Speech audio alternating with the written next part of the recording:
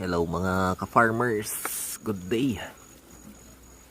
Share ko lang sa inyo tong malapit nang matapos na na daanan. Yun no. Yun nga lang medyo mataas siya.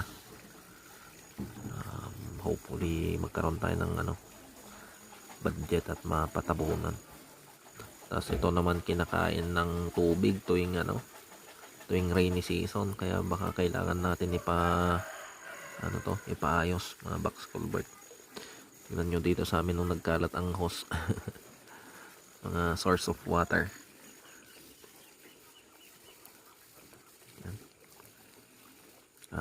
Ito ay mga galing sa provincial government of Nueva Vizcaya.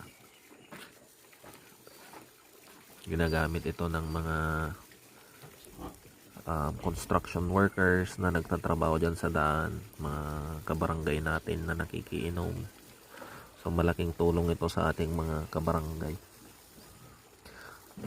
Kaya salamat sa ating butihing Governor Attorney Jing Gambito para sa mga ganitong klase ng initiative. And syempre magpasalamat tayo dyan sa daan. That is a flagship program of the province of Nueva Vizcaya under the leadership of Attorney Jing Gambito. Hindi ko sure kung ano yung eksaktong pangalan, pero tinatawag yatang yan, Dalan di Kabanbantayan. So marami silang ganito, maraming project ang provincial government na ganyan. So malaking tulong ito sa ating mga magsasaka, lalong lalo na sa mga galing dito sa mga far-flung areas